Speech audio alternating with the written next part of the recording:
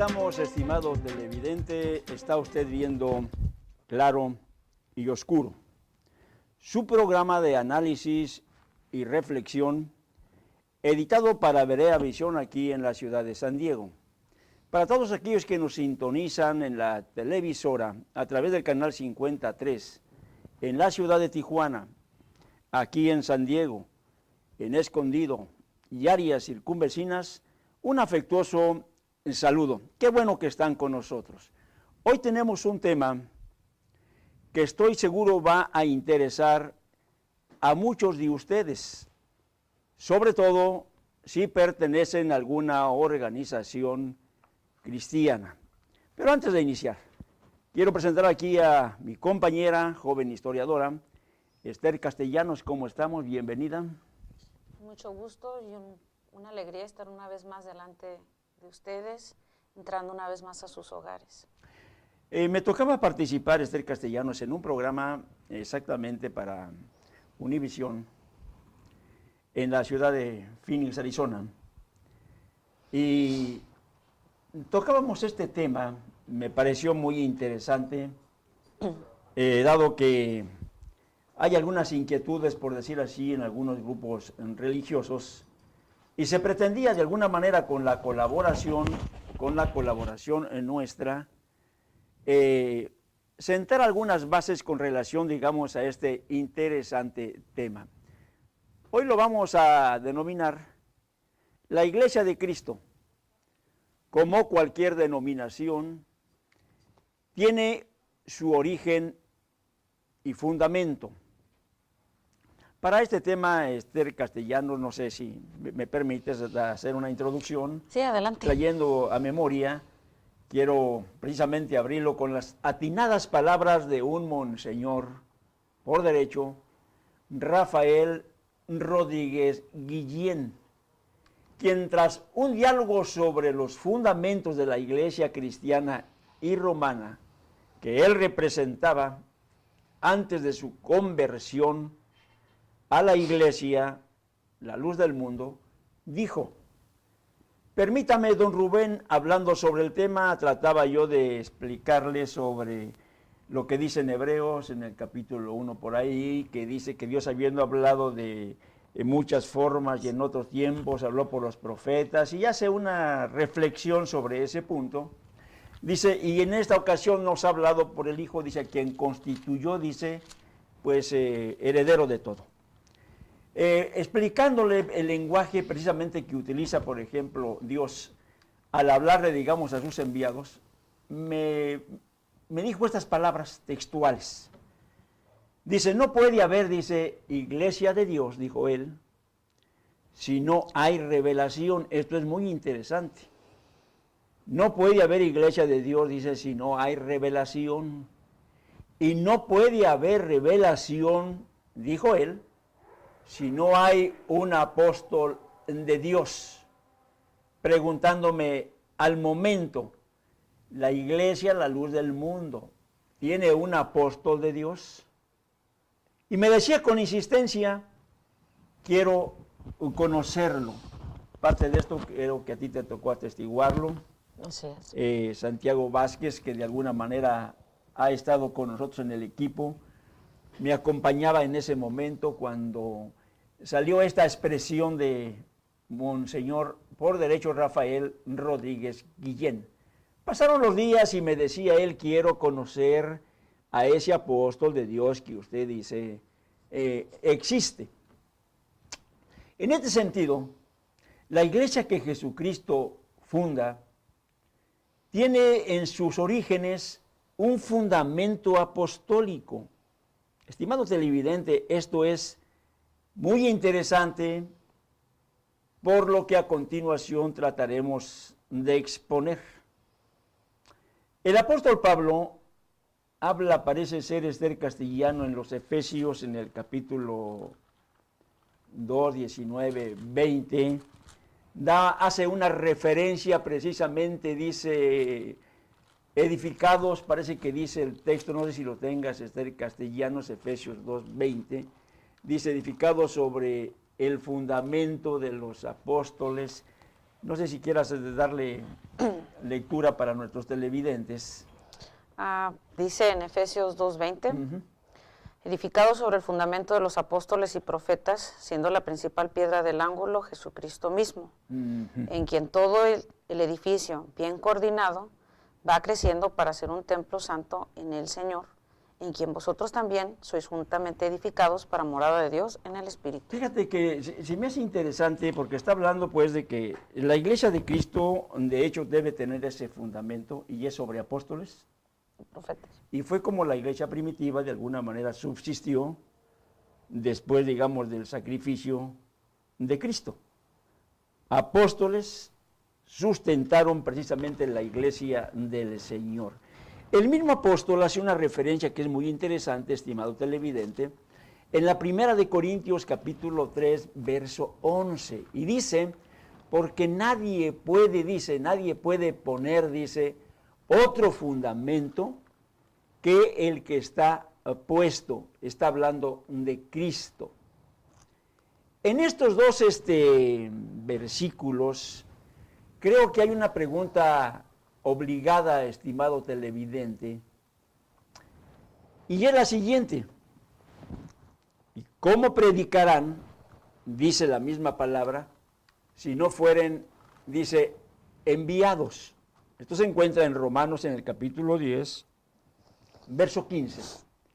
¿Y cómo predicarán si no fueren enviados?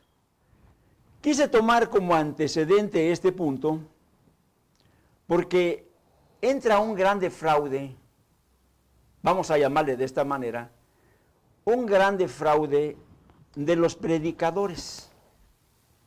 En el diálogo que tenía con Monseñor en esa ocasión, abordamos un punto muy interesante sobre un mandamiento que da Jesucristo a sus discípulos, del cual casi todos los grupos cristianos evangélicos, del cual se cuelgan, del cual se agarran, del cual se sustentan, para poder sostener que sus predicaciones, sus exposiciones, sus doctrinas, sus iglesias, tienen una razón para subsistir.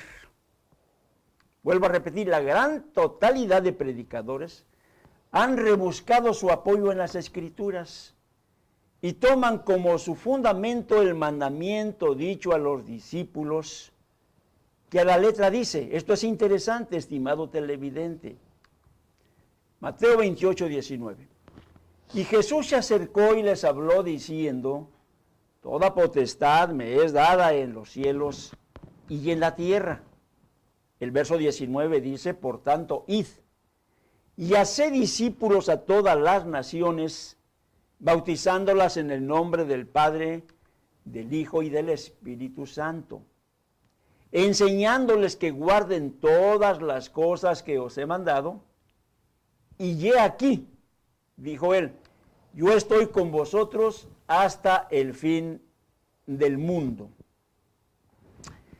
En este análisis me comentaba Monseñor Rodríguez Guillén, un hombre con 2 doctorados, que ejercía su sacerdocio precisamente aquí en la ciudad de San Diego, catedrático en la Universidad de San Diego, un hombre preparadísimo, que se vino precisamente, él era originario de España, se vino a este continente, porque de hecho allá estaba decepcionado con el catolicismo ligado a la dictadura de Franco, de alguna manera perseguidos, de alguna manera inconforme por la manera en que la iglesia manipulaba las conciencias, manipulaba el credo, manipulaba el gobierno, decidió salir entre todos aquellos que fueron expulsados de España y se vino a radicar en este continente.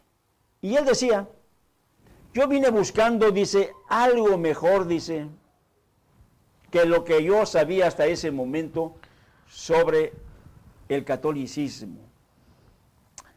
Habiéndole explicado el texto precisamente que acabamos de mencionar, y esto, estimado televidente, te invito a que lo reflexiones, y yo creo, Esther, que vale la pena hacerles esta observación. yo le decía a Monseñor en ese momento, Monseñor, ¿el mandamiento para quién fue dado? Se quedó pensando y dice, pues realmente tiene razón, me dice, el mandamiento ni era para mí, doctor, ni era para usted, ni era para nadie. De los que hoy se puedan colgar para convertirse, le dije yo, en predicadores. Para nadie de nosotros era el mandamiento era para los 12 que estaban delante del Señor. Quienes tenían la obligación entonces en ese momento de llevar a cabo ese mandamiento de la predicación, eran exactamente los discípulos a quienes les estaba él ordenando. Claro, habla él de toda potestad me es dada en el cielo, en la tierra, dice él, y por tanto yo los envío a predicar. Hablamos de 12 discípulos del Señor. Los que en su momento de alguna forma entendieron, y este es otro de los grandes fraudes que existen dentro de muchas organizaciones cristianas, y lo digo con todo respeto, le digo no arrojando una piedra al tejado ajeno, pero vale la pena la reflexión. ¿Cómo fue entonces que interpretaron los discípulos el mandamiento de ir a bautizar en el nombre del Padre, del Hijo y del Espíritu Santo, cuando sabemos que ninguno de los tres es nombre, Esther Castellanos?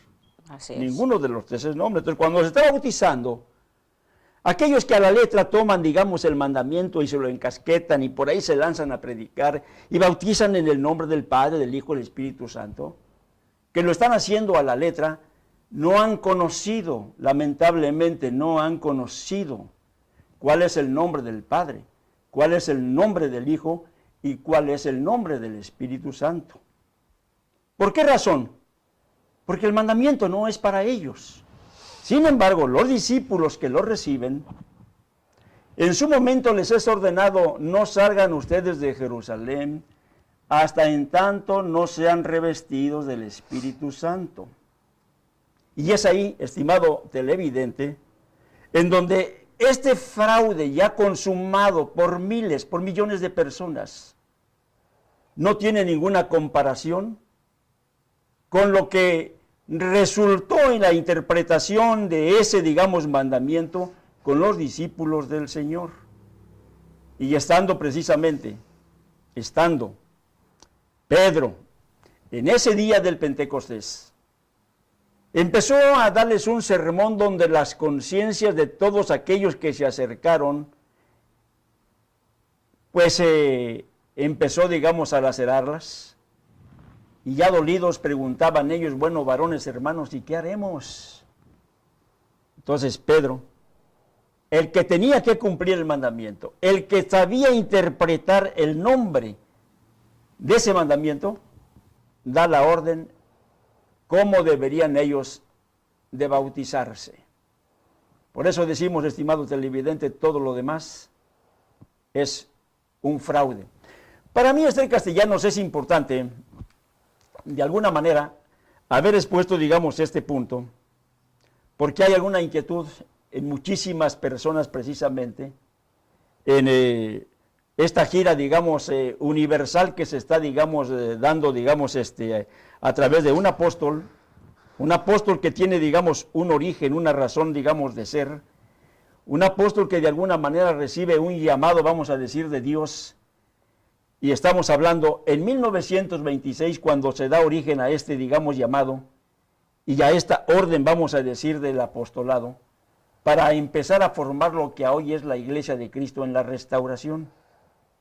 Hay muchas personas que por ahí nos han llamado, a través de los programas que hemos hecho, preguntándonos, bueno, ¿y cómo podemos nosotros saber, cómo podemos conocer si es un auténtico apóstol de Dios o es otro de los más, digamos, que hay por ahí defraudando de alguna manera, digamos, con el Evangelio? Y es aquí donde nos gustaría de alguna manera responder. Y Esther Castellano, no sé si antes de dar el siguiente paso, quisieras tú añadir algo a esto que acabamos de mencionar. Es natural que exista siempre una inquietud para cualquier televidente ante tantas ofertas religiosas que hay en el mundo. Todos hablan de Dios y muchas veces la idea de la mayoría de las personas es de que todos los caminos llevan a Dios. No todos los caminos llevan a Dios. porque hay caminos que se desvían de lo que es la enseñanza cristiana, la enseñanza de Dios.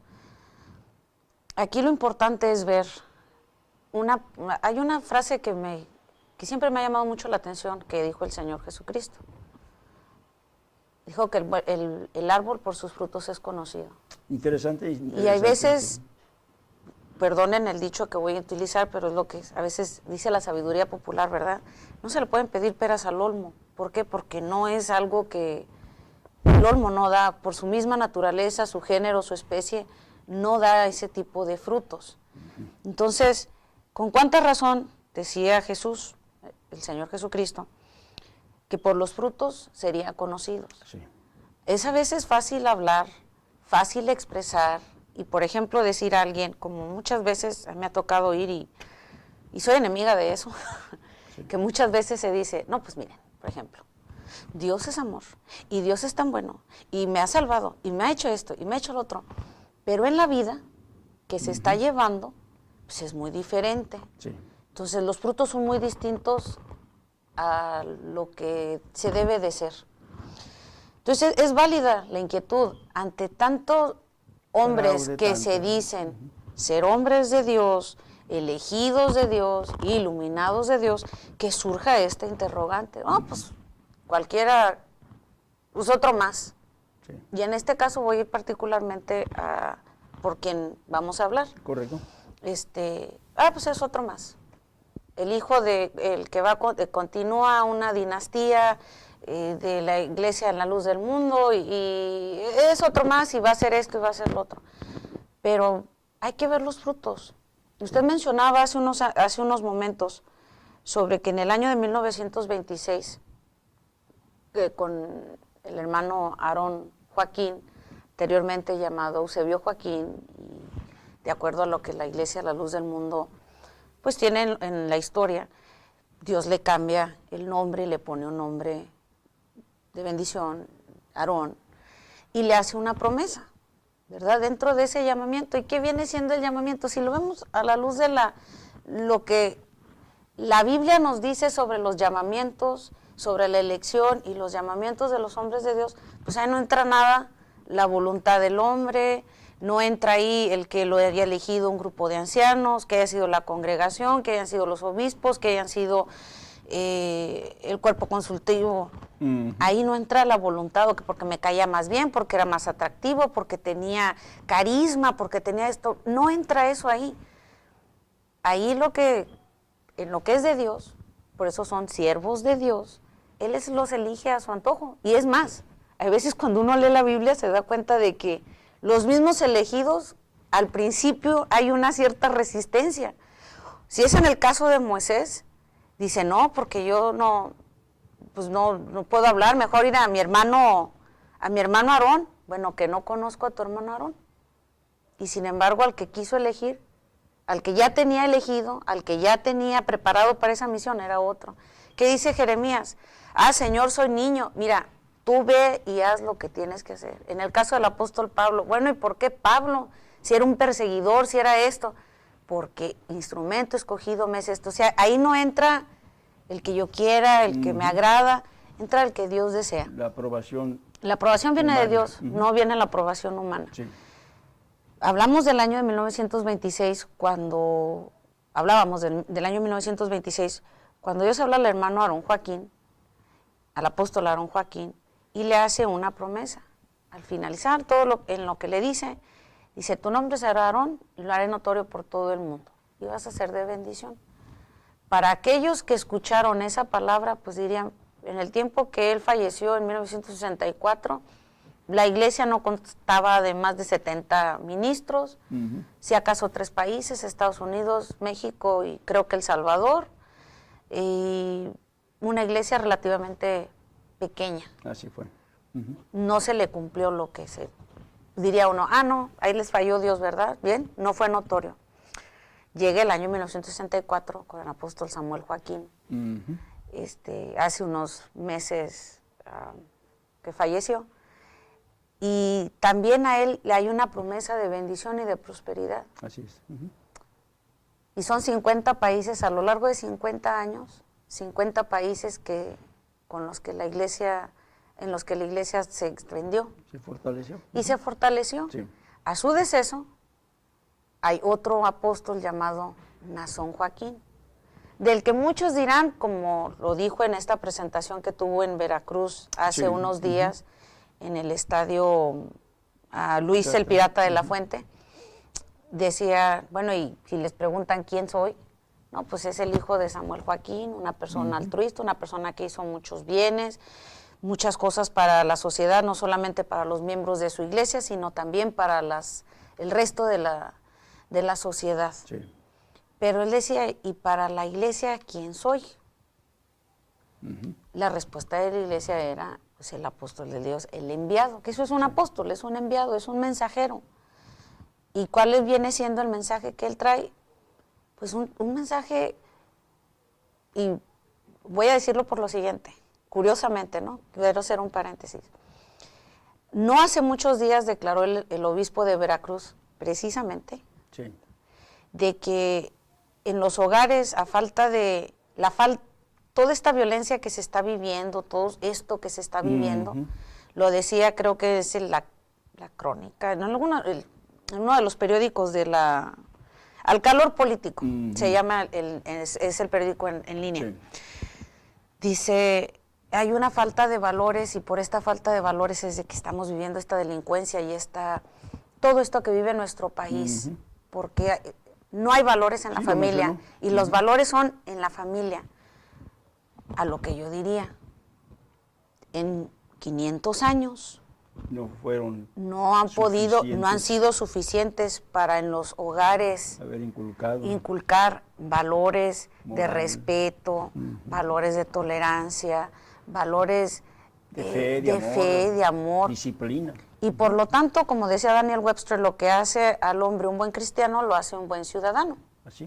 Y hacerlo así de sencillito, ¿no? Sin buscarle mucho. ¿Qué hicieron estos tres? ¿Qué hicieron los dos apóstoles antecesores del apóstol Nazón Joaquín? Eso, incluir valores. Y sí fue de bendición, aquellos que creyeron en esa predicación y en ese mensaje, fue de bendición. Y cuando hablo de bendición, hablo de bienaventuranza en este sentido, de prosperidad, de bendición. ¿En qué? Dice en un canto que entonan ahí en la iglesia, La Luz del Mundo, hogares que sin paz se encontraban.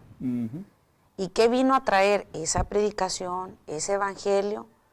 Paz, tranquilidad, armonía en el hogar. Y eso en consecuencia ha hecho mejores ciudadanos.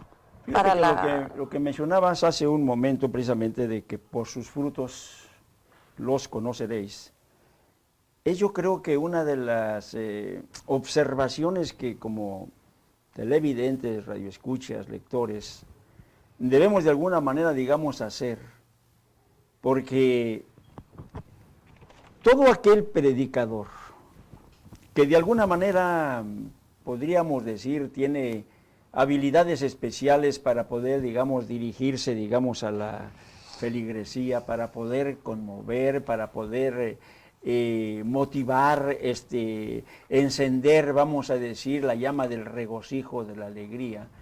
Todo predicador que se jacte de hacerlo y que tenga estas habilidades, si no tiene obras, si no tiene una vida disciplinada, si no es un hombre de alta moral, un hombre de respeto, si no es un hombre que realmente predique también con el ejemplo, automáticamente no puede ser de Dios.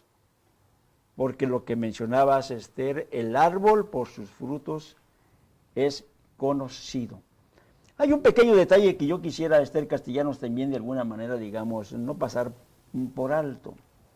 En algunos diálogos que se han tenido con algunos, digamos, ministros de organizaciones cristianas, se llega muchas de las ocasiones a negar el fundamento, vamos a decir, de sus instituciones, porque desde luego pareciera ser, digamos, que los antecedentes de los que vienen ellos precedidos no son muy, digamos, realmente atinados, no son realmente muy, digamos, aceptados por la sociedad. Y me refiero, por ejemplo, a aquellos que de alguna manera, como estudiosos de la Biblia, que es un grupo muy grande que por ahí deambula en ocasiones por las calles, se dicen estudiosos de la Biblia y que están en la búsqueda, vamos a decir, siempre de lo mejor, del camino del Señor, del éxito de las Escrituras, y que de alguna manera, pues hablan muy bonito, pero que al final de cuentas no quieren reconocer muy bien el fundamento de su iglesia, porque les causa cierta, digamos, incomodidad, cuando, por ejemplo, se aventuraron como profetas, digamos, a predecir el fin del mundo, digamos, en 1, 2, 3, 4 ocasiones. Si no fue nada más uno, fueron 2, 3, digamos, predicadores de estos, que a final de cuentas fallan, vamos a decir, en su pronóstico, se ven avergonzados, sus feligresías, digamos, se retiran por el fraude de que pues no fue exactamente como ellos lo habían propuesto. Después viene una recomposición que fue un cálculo mal hecho y que calcularon nuevamente y que fue en otra fecha posterior, y al cabo ni una ni otra, digamos, se cumplió. Todo ese tipo, digamos, de antecedentes de los que vienen precedidos muchas veces se avergüenzan, incomodan y no quieren reconocer. Pero debe ser claro, estimado televidente, toda institución religiosa que se docte de ser predicadora de la doctrina de Cristo, continuadora de la doctrina de Cristo, debe tener un fundamento. Si no hay un fundamento sustentado en apóstoles, en profetas, en la revelación de Dios, en lo que viene siendo realmente, pues, la obra que Dios hace, por decir, en el corazón de los hombres para poder no solamente escuchar, sino creer a través de la palabra, no puede ser entonces de Dios. Es aquí por lo que decía, digamos, Esther Castellanos, en donde nos conviene analizar perfectamente quién es el que nos habla, por quién fue autorizado y cómo predicarán si no fueren ellos enviados, dice el Espíritu del Señor en la palabra. Aquí es donde nosotros, estimados televidentes, de alguna forma, queremos compartir con ustedes un punto que es muy interesante. En esta manifestación que tú mencionabas, y que ayer tuvo una presentación precisamente en el estado de Oaxaca, hizo una observación precisamente este apóstol de la restauración, en el tiempo actual, Nazón Joaquín García, hizo una observación. Dios, dice él, a mí me ha hablado. ¿Y qué es lo que a él le habló? Para empezar, si hubo un mensaje y hay una explicación del mensaje, entonces es interesante escucharles, es interesante oírles, ver cuál es la propuesta de ese Dios, si lo que se va a predicar, si lo que se va a hablar sale acorde a las Escrituras, porque esto es, en Esther Castellanos, uno de los puntos interesantes por los cuales podemos conocer nosotros a un predicador.